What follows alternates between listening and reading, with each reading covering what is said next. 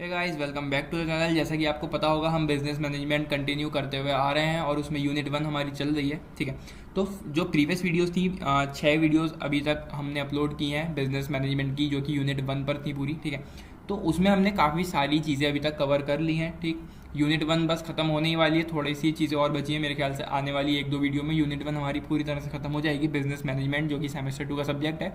तो जो previous video थी उसमें हमने पढ़ा था 10 मैनेजरियल रोल्स के बारे में। ठीक है, क्या मैनेजरियल रोल्स होते हैं जो मिंट्सबर्ग ने दिए हैं। तो हमने 5 मैनेजरियल रोल्स डिस्कस किए थे प्रीवियस वीडियो में, जो कि थे हमारे figure head, leader, liaison, monitor and disseminator. तो 5 मैनेजरियल रोल्स हमने प्रीवियस वीडियो में पढ़े थे, अच्छे से समझा था उनको। अब बारी है जो आगे के 5 मैनेजरियल रोल्स हैं उनको पढ़ने की। मैंने प्रीवियस वीडियो में कहा था कि पहले इन 5 मैनेजरियल रोल्स को अच्छे से पढ़ लो, समझ लो, उसके बाद हम आगे बढ़ेंगे। तो वो समय आ गया है उन आगे वाले जो बचे हुए हैं उनको पढ़ने का। तो आई होप आपने प्रीवियस वीडियोस सारी जो भी अपलोडेड है वो आपने देख ली होंगी अच्छे से, और आपको काफ़ी कुछ समझ में आया होगा वहाँ से भी। ठीक है, तो बिना टाइम वेस्ट करे जल्दी से इस वीडियो को आगे कंटिन्यू करते हैं और देखते हैं हम यहाँ पे क्या क्या पढ़ने वाले। तो सबसे पहले पढ़ने के लिए यहाँ पर है हमारे पास स्पोक्स पर्सन, जो कि 6th मैनेजरियल रोल है मिंट्सबर्ग के द्वारा दिया हुआ। ठीक है, तो स्पोक्स पर्सन क्या होता है, इसको थोड़ा रीड करते हैं और समझते हैं। In the spokesperson role, इस स्पोक्स पर्सन रोल में क्या होता है, you represent your organisation and convey information such as goals और policies to external stakeholders. ठीक है, हम अपनी ऑर्गेनाइजेशन को रिप्रेजेंट करते हैं, कन्वे करते हैं इन्फॉर्मेशन, मतलब कि उनको बताते हैं, कुछ इन्फॉर्मेशन देते हैं, जैसे कि हमारे क्या गोल्स हैं, क्या हमारी पॉलिसीज़ हैं, किसको, एक्सटर्नल स्टेक होल्डर्स जो होते हैं उनको। ठीक है, हमारी ऑर्गेनाइजेशन के बाहर जो लोग हैं, स्टेक होल्डर्स हैं, जो कि हमारी ऑर्गेनाइजेशन है उसमें इन्वेस्ट कर सकते हैं वो लोग। ठीक है, तो मतलब हम एक तरह से उनको जानकारी देते हैं अपनी ऑर्गेनाइजेशन के बारे में और अपनी ऑर्गेनाइजेशन को रिप्रेजेंट करते हैं उनके सामने। ठीक है, एक्सटर्नल जो भी लोग हैं। ठीक है, if you work within a large organisation you may need to serve as the spokesperson of your team and represent it during internal meetings और इवेंट्स। अगर आप एक लार्ज ऑर्गेनाइजेशन में वर्क कर रहे हैं, ठीक है, तो आपको ज़रूरत है आप सर्व करो एज ए स्पोक पर्सन। हमारी एक टीम है, ठीक है, ऑर्गेनाइजेशन में जितने भी एम्प्लॉयज़ होते हैं वो पूरी एक टीम होती है।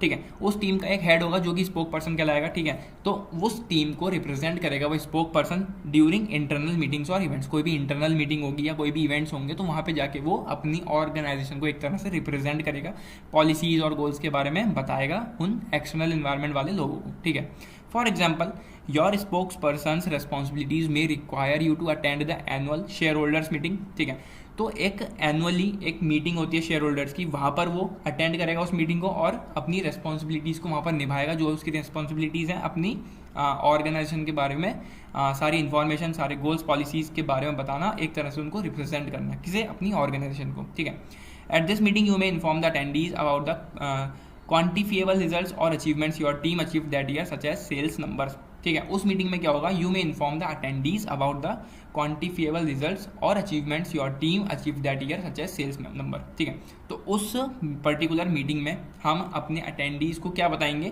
कि जो हमारी टीम है उसने ये अचीवमेंट्स अचीव किए हैं, ये उसने इतनी उसकी सेल्स रही है, मतलब कुछ भी जो भी उन्होंने अच्छा पूरे साल में किया होगा वो सारी चीज़ें हम उनको बताएंगे।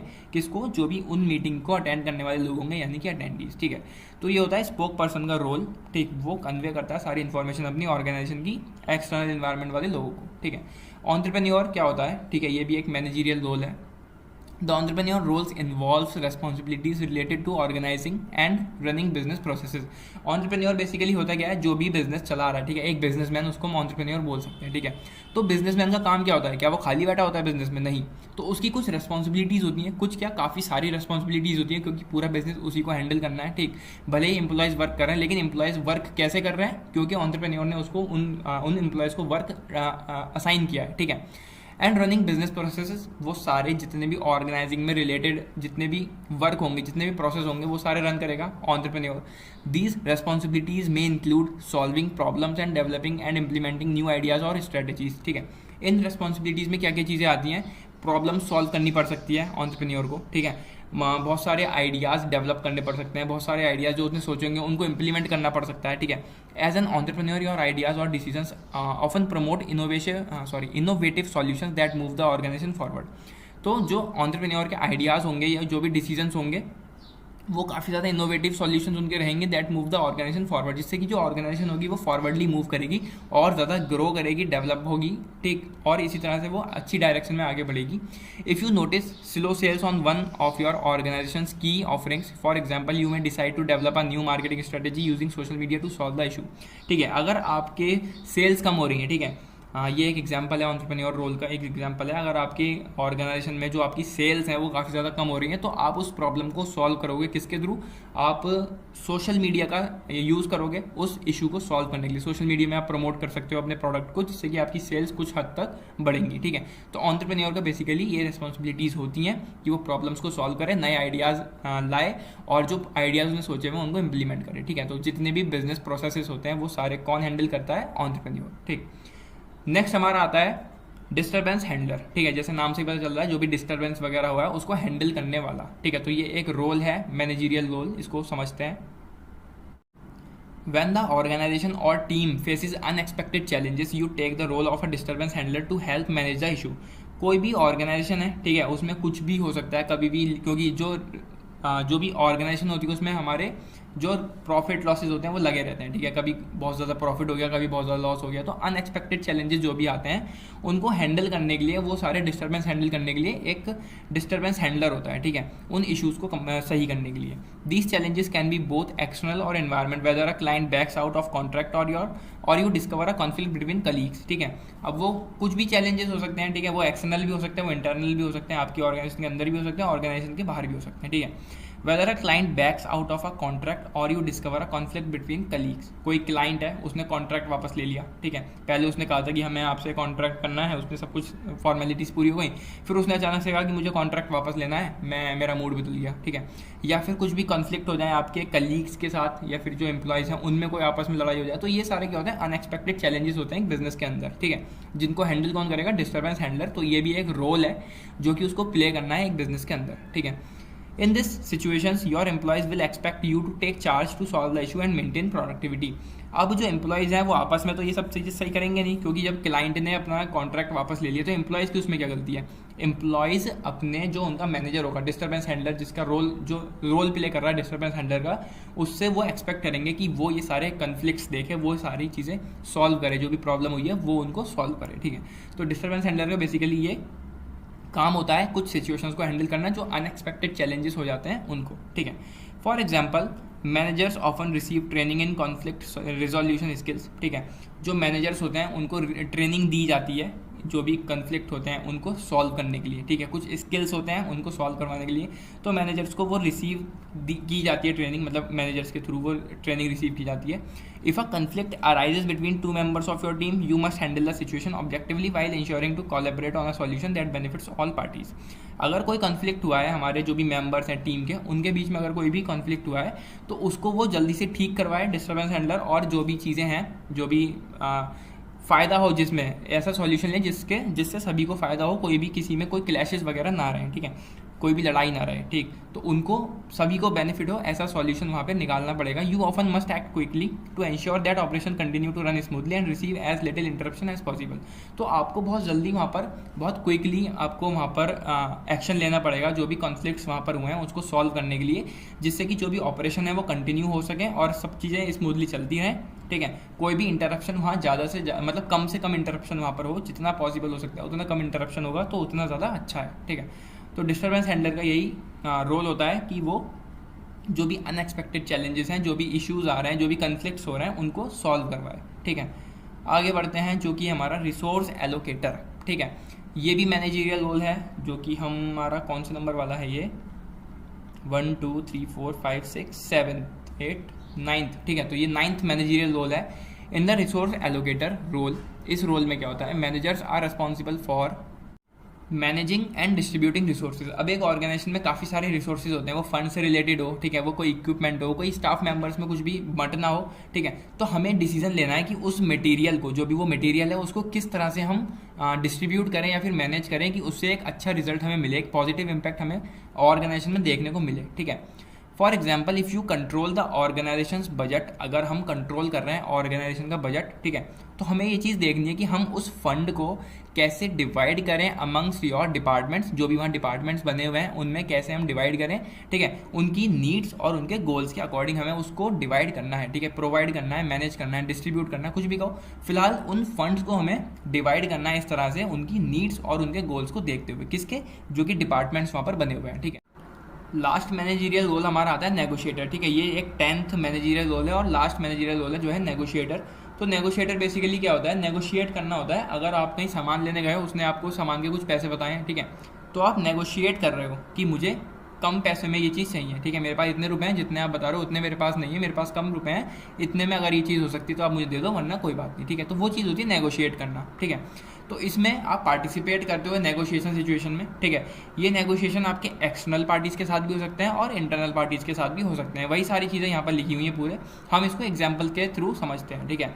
You may enter a negotiation with an employee, ठीक है। अगर मान लो यहाँ पहले हम ऊपर आते हैं, एक्सटर्नल पार्टीज़ के साथ कैसे हो सकता है, कोई क्लाइंट आया आपके पास, ठीक है, उसने कहा कि मुझे आपके प्रोडक्ट्स चाहिए, ठीक, उसने पैसे बताए अपने, आपने पैसे बताए अपने, तो वो नेगोशिएशन हो गया, ठीक है। आप समझ रहे होगे कि अगर वो कम पैसों में आपके प्रोडक्ट्स खरीदना चाहता है, आप कह रहे हो नहीं ये बहुत ज़्यादा कम हो जाएगा, मुझे इतना, आपने कोई पर्टिकुलर अमाउंट रख दिया कि मुझे इतने रुपए चाहिए, तो वो नेगोशिएशन हो गया। एक्सटर्नल पार्टीज़ के साथ वो क्लाइंट्स, वो चीज़ें हो गई, ठीक है। इंटरनली कैसे हो सकता है ये, जो कि आप एम्प्लॉयज़ के साथ नेगोशिएशन करोगे, उसमें क्या हो सकता है, you may enter a negotiation with an employee over their salary, उनकी सैलरी पर आप नेगोशिएट कर सकते हो, ठीक है। आपके एम्प्लॉयज़ कह रहे हैं कि मुझे ज़्यादा से ज़्यादा सैलरी चाहिए, लेकिन आप क्या कह रहे हो, you can not meet their monetary request, जितनी उन्होंने रिक्वेस्ट करी है पैसे की उतना आप नहीं दे सकते। You may negotiate a lower number but provide additional benefit such as more vacation days to make the offer more attractive. आपने एक ऑफर रखा कि मैं तुम्हें सैलरी जितनी तुम मांग रहे हो उससे थोड़ी सी कम सैलरी दूंगा, प्लस मैं तुम्हें ज़्यादा वेकेशंस दूंगा, ठीक, उस ऑफर को और ज़्यादा अट्रैक्टिव बनाने के लिए, ठीक है। आप उसको एडिशनल बेनिफिट्स दे रहे हो, ठीक है। ऐसा नहीं है कि आपने उसकी सैलरी काट ली या फिर कुछ कर दिया, आप उसको कुछ एडिशनल बेनिफिट्स दे रहे हो। मान लो आपकी कंपनी इस समय लॉस में चल रही है थोड़े, वहाँ पे आपकी मॉनेटरी जो भी है वो आपकी थोड़ी बजट आपका कम है, ठीक है, तो सैलरी पर आप क्या कर सकते हो, उसको सैलरी थोड़ी सी कम देकर आप उसको एडिशनल बेनिफिट्स दे सकते हो, तो वो भी एक नेगोशिएशन हो गया। इसको हम बोलेंगे इंटरनल नेगोशिएशन, ठीक है। एक्सटर्नल हो गया जो कि आप क्लाइंट्स के साथ करोगे, और इंटरनल हो गया जो आप एम्प्लॉयज़ के साथ करोगे। तो सैलरी पर भी नेगोशिएशन होता है, और नेगोशिएट करने वाला कौन क्या बोलते हैं उसको, नेगोशिएटर, ठीक है। तो ये थे 10 मैनेजरियल रोल, ठीक है, जो था हमारा negotiator, resource allocator, disturbance handler, entrepreneur, spokesperson, disseminator, liaison, monitor, figure head और लीडर। तो ये थे हमारे 10 मैनेजरियल रोल्स जो कि मिंट्सबर्ग ने दिए थे। आई होप ये सारे रोल्स आपको समझ में आए होंगे। आगे बढ़ते हैं फंक्शनल एरियाज ऑफ मैनेजमेंट। अब जो मैनेजमेंट है उसमें क्या क्या फंक्शनल एरियाज होते हैं, क्या क्या फंक्शंस उस मैनेजमेंट में होते हैं, वो हम यहाँ पे पढ़ने वाले हैं, ठीक है। Some major functional areas of management are, ठीक है, कौन कौन से फंक्शनल एरियाज होते हैं, जो फंक्शंस होते हैं, कौन करता है, कैसे होते हैं, वो सब यहाँ पे जानेंगे, ठीक है। तो 8 मैनेजरियल फंक्शंस होते हैं, मैनेजरियल फंक्शन कहो या फिर फंक्शनल कहो, एरियाज कहो मैनेजमेंट के, ठीक है। नंबर 1 पर्सनल मैनेजमेंट, ठीक है, पर्सनल मतलब एम्प्लॉयज़ हमारे जो वर्क कर रहे हैं उनका मैनेजमेंट पूरा। फाइनेंशियल मैनेजमेंट, जो भी आपके प्रॉफिट लॉसेज हो रहे हैं वो सब फाइनेंशियल मैनेजमेंट में आएंगे। मार्केटिंग मैनेजमेंट, जो भी आप बेच रहे हो अपना सामान वो मार्केटिंग में आ गया, ठीक है। प्रोडक्शन मैनेजमेंट, आप कोई चीज़ प्रोड्यूस कर रहे हो, जो भी चीज़ आप बना रहे हो, जो भी प्रोडक्ट आप बना रहे हो, प्रोडक्शन मैनेजमेंट में आ गया। परचेज मैनेजमेंट, आप कोई चीज़ खरीद रहे हो। डेवलपमेंट मैनेजमेंट, आप कुछ डेवलप कर रहे हो अपने मैनेजमेंट के अंदर। मेंटेनेंस और ऑफिस मैनेजमेंट, ठीक है, मेंटेनेंस मतलब जो भी आप देख रेख कर रहे हो मशीनरी वगैरह की, जो भी आप उसमें कुछ नई चीज़ ला रहे हो, मेंटेन कर रहे हो उसको, ठीक है, कोई रिपेयरिंग हो रही है तो वो मेंटेनेंस मैनेजमेंट में आ गया। और ऑफिस मैनेजमेंट एक इसका फंक्शनल एरिया है, ठीक है। तो ये सारे होते हैं फंक्शनल एरियाज एक मैनेजमेंट के अंदर। जो कि हम पढ़ने वाले हैं यहाँ पर वो है हमारा पर्सनल मैनेजमेंट नंबर 1, ठीक है। तो ऐसे ही आगे वीडियोस आएंगी। इस वाली वीडियो में फिलहाल हम पर्सनल मैनेजमेंट के बारे में अच्छे से पढ़ लेंगे, ठीक है। तो पर्सनल मैनेजमेंट क्या होता है, इसका मीनिंग अगर हम जानें तो personnel management is that branch of management which is concern with the recruitment, selection, development and the optimum use of the employees, ठीक है। तो पर्सनल मैनेजमेंट कहाँ से शुरू होता है, किसी भी मैनेजमेंट के अंदर किसी एम्प्लॉय का आना, ठीक है, पहले उसको रिक्रूट करना, उसको सिलेक्ट करना, उसका डेवलपमेंट और उसका ऑप्टिमम यूज़, किसका, जो भी एम्प्लॉय आया है, ठीक है, उसका रिक्रूटमेंट, सिलेक्शन, डेवलपमेंट कैसे होगा, उसको ट्रेनिंग देकर, ठीक है, और कुछ दिन उसको लगेंगे सीखने में सारी चीज़ें, तो वो उसका डेवलपमेंट हो गया। और ऑप्टिमम यूज़, जब वो सारी चीज़ें सीख जाएगा तो उन एम्प्लॉय का, उस पर्टिकुलर एम्प्लॉय का एक ऑप्टिमम यूज़ होगा, ठीक है। मतलब उसको इफेक्टिवली हम यूज़ कर सकते हैं और एम्प्लॉयज़ अपने सारे स्किल्स को यूज़ करेगा, ठीक है। In other words personnel management is concern with the employees engage at all levels of an organisation. अगर हम दूसरे शब्दों में कहें तो personnel management concern with the employees, जो भी एम्प्लॉयज़ वहाँ पे हैं, ठीक है, अलग अलग डिपार्टमेंट में जितने भी एंगेज हुए हैं अलग अलग लेवल्स पर ऑर्गेनाइजेशन को, उसको ही हम पर्सनल मैनेजमेंट एक तरह से बोलेंगे, ठीक है। उन एम्प्लॉयज़ का पूरी तरह से मैनेज होना वहाँ पर, ठीक है, या फिर उनको मैनेज करना पर्सनल मैनेजमेंट कहलाता है, ठीक। अब बारी आती है objectives of personnel management. Personal management के क्या क्या ऑब्जेक्टिव्स होते हैं वो हम यहाँ पर जानने वाले हैं। तो पर्सनल मैनेजमेंट में जो नंबर 1 ऑब्जेक्टिव हमारा आता है वो है टू प्रोवाइड एबल एम्प्लॉयज़, ठीक है, हम एबल एम्प्लॉयज़ प्रोवाइड कर सकें। First objective of personnel management is to provide able employees to the organisation. Able का मतलब जो सच में उस काम को कर सकते हैं, ठीक है, जो भी मैनेजमेंट में वर्क होता है, किसी बिजनेस में वर्क होता है, वो उस काम को करने के लिए लायक हैं, वो हम ऑर्गेनाइजेशन को वो लोग देंगे, ठीक है। Able employees alone can and contribute to the achievement of the objectives of the organisation. जो एबल एम्प्लॉयज़ होते हैं, जो लायक होते हैं काम करने के, वो काफ़ी सारे अचीवमेंट्स अपने अचीव करते हैं, उनके अचीवमेंट का हो या फिर बिजनेस के अचीवमेंट का हो, बात एक ही है, ठीक है। जो उनके ऑब्जेक्टिव्स होते हैं, जो बिजनेस के ऑब्जेक्टिव्स होते हैं, उनको वो अचीव कर पाते हैं, ठीक है, तो वो एबल एम्प्लॉयज़ प्रोवाइड करते हैं मैनेजमेंट को, ठीक है। टू इंक्रीज एम्प्लॉयज़ एफिशिएंसी, जो एम्प्लॉय वहाँ पर हैं उनकी एफिशिएंसी को इंक्रीज़ करना, इसका ऑब्जेक्टिव है पर्सनल मैनेजमेंट का, ठीक है। उनकी एफिशिएंसी कैसे इंक्रीज होगी? Proper selection of the employees is not sufficient for the success of the organisation. आपने एक प्रॉपर एम्प्लॉय सिलेक्ट कर लिया, ठीक है, ये सफिशिएंट नहीं है आपकी सक्सेस के लिए, ठीक है। आपने एक अच्छा एम्प्लॉय भले ही सिलेक्ट कर लिया, पर इसका मतलब ये नहीं कि आपकी बिजनेस की सक्सेस होनी ही होनी है, ठीक है। वहाँ पर क्या होगा, उसकी और एफिशिएंसी बढ़ाई जाएगी। कैसे? Personal manager performs this function by arranging training for the employees. उनकी ट्रेनिंग की जाएगी, उनकी ट्रेनिंग करवाई जाएगी, उनको स्किल्स और ज़्यादा दिए जाएंगे, उनको समझाया जाएगा कैसे कैसे सारे काम होते हैं, तब उनकी एफिशिएंसी और ज़्यादा इंक्रीज होगी और तब आपके बिजनेस के जो भी ऑब्जेक्टिव्स हैं वो पूरे हो पाएंगे, ठीक है, अचीव हो पाएंगे। टू डेवलप टीम स्पिरिट, ठीक है, पर्सनल मैनेजमेंट का थर्ड ऑब्जेक्टिव है कि वो टीम स्पिरिट डेवलप करें उन एम्प्लॉयज़ के अंदर, ठीक है। टीम स्पिरिट क्या होती है? एकजुट रहकर काम करना, यूनिटी के साथ काम करना, एक टीम बनकर काम करना। It is the objective of personnel management to inculcate team spirit among all the persons employed in the organisation. तो पर्सनल मैनेजमेंट का ये काम होता है कि वो टीम स्पिरिट लाए उन एम्प्लॉयज़ में जो कि ऑर्गेनाइजेशन में काम कर रहे हैं। Objectives of the enterprise can easily be achieved in this way. जो भी ऑब्जेक्टिव्स हैं एंटरप्राइज के वो इजीली अचीव हो सकते हैं अगर ये टीम स्पिरिट उनमें बनी रहे या फिर आ जाए किसी तरह से, तो ठीक है। अगर वो टीम में काम करेंगे तो ऑब्जेक्टिव जल्दी पूरे हो पाएंगे एज़ कम्पेयर टू जब वो अकेले अकेले काम करेंगे, ठीक है। To develop cordial industrial relations, यहाँ पे कॉर्डियल इंडस्ट्रियल रिलेशंस उनके डेवलप होते हैं पर्सनल मैनेजमेंट के through. The aim of the personnel management is to develop a spirit of goodwill, confidence and mutual respect between the labourers and the employers. जो भी employees वहाँ पर हैं उनमें एक दूसरे के प्रति बहुत ज़्यादा इज्जत होनी चाहिए, ठीक है, उनमें कॉन्फिडेंस होना चाहिए, एक दूसरे की वो रेस्पेक्ट करें, ठीक है। जो लेबर है उसकी वो रेस्पेक्ट करें, लेबर एम्प्लॉयर्स की रेस्पेक्ट करें, तो ये सारी चीज़ें उनमें डेवलप होती हैं। Such a spirit makes industrial relations cordial. तो यही सारी चीज़ें एक इंडस्ट्रियल रिलेशन को कॉर्डियल बनाती हैं और उनके अचीव हो पाते हैं टारगेट्स जो भी रहते हैं, ठीक है। अगर आप में क्लैशेज होंगे तो वो उस तरह से आप काम नहीं कर पाएंगे, तो वहाँ पे आपको टीम स्पिरिट भी चाहिए, एक दूसरे के लिए रेस्पेक्ट वहाँ होनी चाहिए और बाकी सारी चीज़ें कॉन्फिडेंस, म्यूचुअल रिस्पेक्ट, ये सब चीज़ें वहाँ होनी चाहिए। To develop congenial work environment, अब जिस बिजनेस में सारे एम्प्लॉयज़ वर्क कर रहे हैं, ठीक है, उनके काम करने के लिए जो जगह है वो भी बहुत अच्छी होनी चाहिए, उनको फैसिलिटीज़ अच्छी मिलनी चाहिए, तभी बहुत अच्छे से वो वर्क कर पाएंगे। The environment of work in which the employees have to work has great effect on their efficiency. जिस जगह पर वर्क कर रहे हैं वो लोग, ठीक है, वो इन्वायरमेंट कैसा है, बहुत ज़्यादा इफेक्ट पड़ेगा, बहुत ज़्यादा अफेक्ट करता है उनकी एफिशिएंसी पर, ठीक है। Clean and healthy environment increase their efficiency, ठीक है। अगर क्लीन और हेल्दी इन्वायरमेंट होगा तो उनकी एफिशिएंसी अल्टीमेटली बढ़ जाएगी, ठीक है। It is therefore the function of personnel management to provide good work environment, तो उनको एक गुड वर्क इन्वायरमेंट भी देता है पर्सनल मैनेजमेंट। ये सारे ऑब्जेक्टिव्स होते हैं, ठीक है।